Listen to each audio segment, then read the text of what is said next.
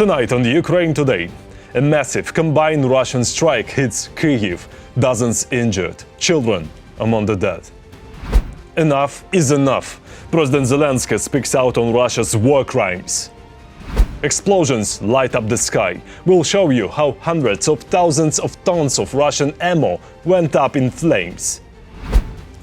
Furious response. The US President reacts to Ukraine's statement on Crimea. Also, what is the Crimea Declaration and why it is suddenly so relevant? All that and more on Ukraine Today.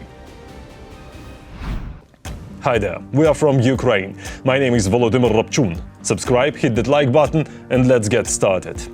At least 9 people have been killed, dozens more injured, the result of last night's massive Russian missile and drone attack across Ukraine. Targets included Kyiv region, Zhytomyr, Dnipro, Kharkiv, Poltava, Khmelnytsky, Sumy and Zaporizhzhia. In Zhytomyr region, Russia struck a second time, hitting emergency crews who had arrived to fight fires from the first wave. The hardest hit, the capital, Kyiv. Rescuers work at 13 separate sites. The destruction is massive. And yes, children and elderly are among the dead.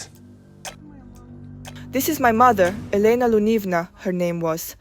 She was 85 years old. She was supposed to turn 85 this year, but such a crime happened again that night in our country. A rocket flew to us and hit the house, and my mother was dawned she did not become her again. I don't know what else to say to you. I hate Russia. Rescue operation continue. Phones are ringing under the rubble. Fortunately, people are still being found alive. The rescuers pulled out a man of about 30 years old. He was trapped in the rubble for more than 6 hours. He has now been hospitalized and is receiving all the necessary medical care. Was he conscious? Yes, he was conscious. That's how the rescuers found him. We took a moment of silence, and that's how the rescuers found him, because he responds to the rescuers' hunger, and that's why we identified where he was under the rubble and slowly identified and got him out. Meanwhile, President Zelensky is on a scheduled visit to South Africa, a trip that began before the attack. He met with President Cyril Ramaphosa and civil society leaders across the continent, calling for African support in returning Ukrainian children kidnapped by Russia. Speaking to journalists, he also responded to the Russian strike. If Russia says that it is ready for a ceasefire, they need to stop massive strikes on Ukraine. Because the patience, I don't know who has something going on inside, but the patience will not last for Ukrainians. Because we are under attack. No one else. I don't wish this on anyone, but we are under attack from Russian missiles. Now straight to the front lines. Russian infantry crushed on the Kupiansk front, and we've got the footage to show you. You'll also see the number of coffins filled with Russian soldiers from the Kherson direction. That's right, the enemy is suffering massive losses there. Here's more. Ukrainian drones strike military targets deep in Tatarstan.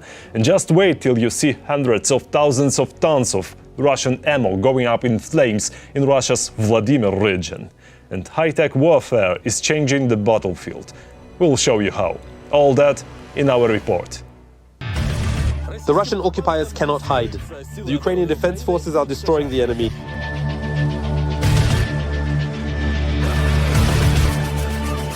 Ukrainian armed forces sappers struck a ground shelter where the enemy was hiding using a vampire UAV.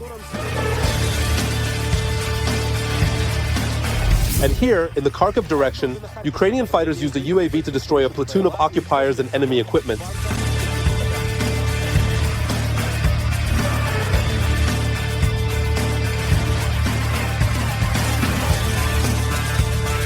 And this means that the families of Russian occupiers who went to war against Ukraine continue to receive coffins. This time, the unpleasant package came from the Kherson region.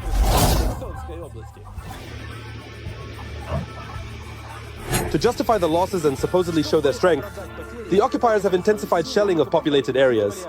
First, they drop aerial bombs, and then they cover the same area with artillery. The Russians are attacking exclusively the civilian infrastructure of the controlled territories in the Kherson region. Primarily, this involves striking energy infrastructure facilities. That is, they are trying to create the chaos, panic, and distrust towards the actions of central and local authorities.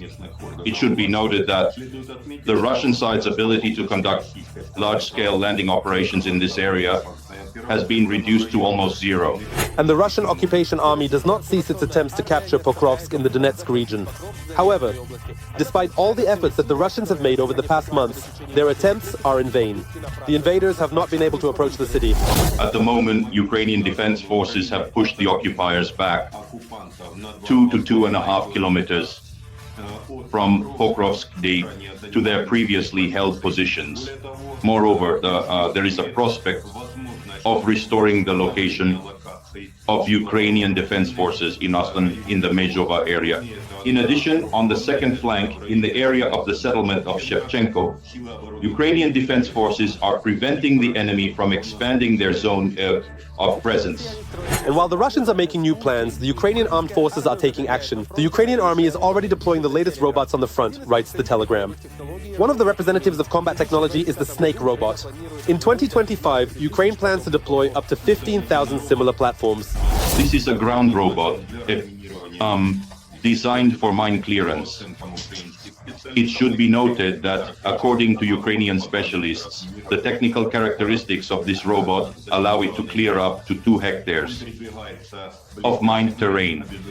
It moves close to the ground, neutralizes mines, and is remotely operated by an operator from a protected shelter.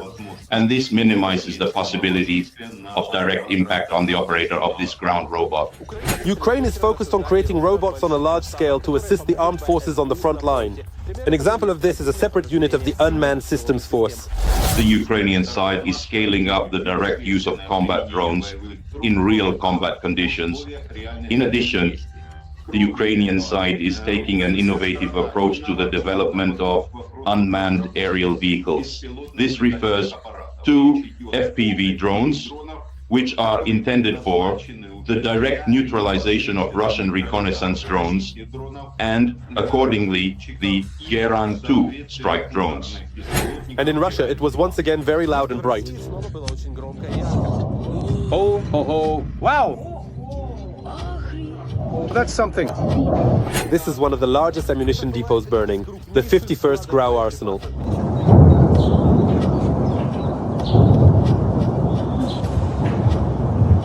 According to some reports, this depot can store about 270,000 tons of ammunition, artillery shells, rockets for MLRS, SAM components, tactical missiles like Tochka-U.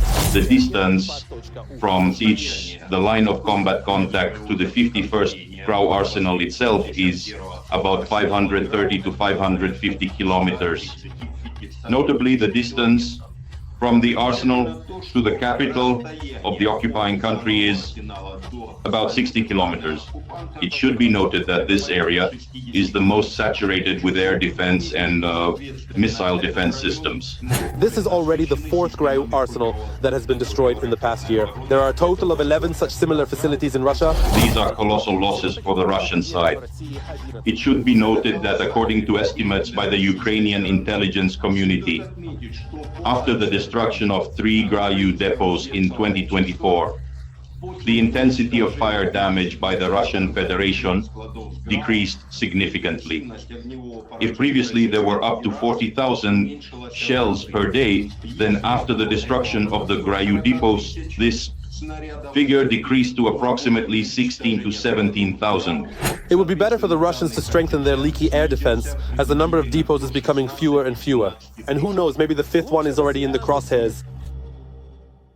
Every voice matters. Join our community, support independent journalism and help us bring you the truth from Ukraine. Become a member of Ukraine Today. Join us now. Ukraine is fighting for freedom. Support independent Ukrainian journalism so we can keep bringing you the truth about this war. Click the link in the description below and become our sponsor.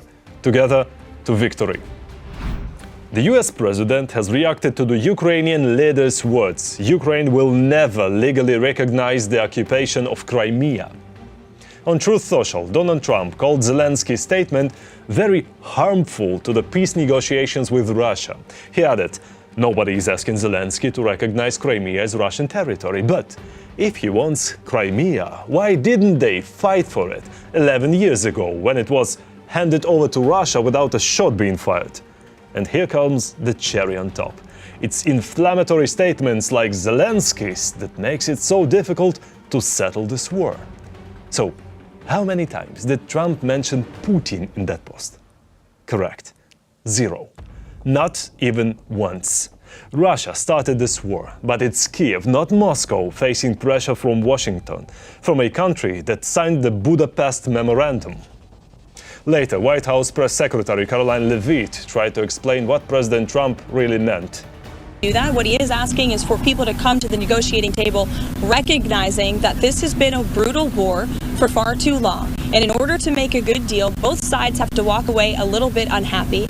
And unfortunately, President Zelensky has been trying to litigate this peace negotiation in the press. And that's unacceptable to the president. These should be closed-door negotiations. The president's national security team, his advisors, have exuded significant time, energy, and effort to try to bring this war to an end. Behind closed doors, huh? What's there to hide? Let's be honest. If it's not Crimea, it's Donetsk. If not Donetsk, then Luhansk. What the US seems to be suggesting in this?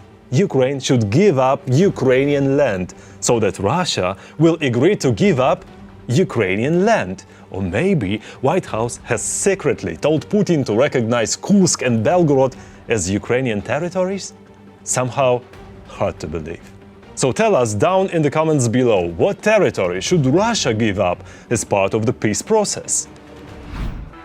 And now, amid all the talks of concessions, Ukraine's president reminds the world of the Crimea Declaration, signed by the US in 2018 under President Trump.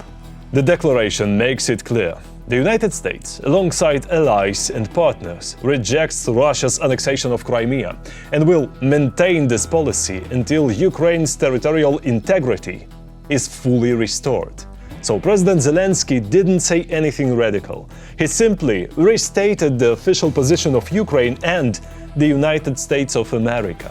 So Mr. Trump, how exactly does that harm the peace process? That's it for now. Thank you for watching. We read your comments and feel your support.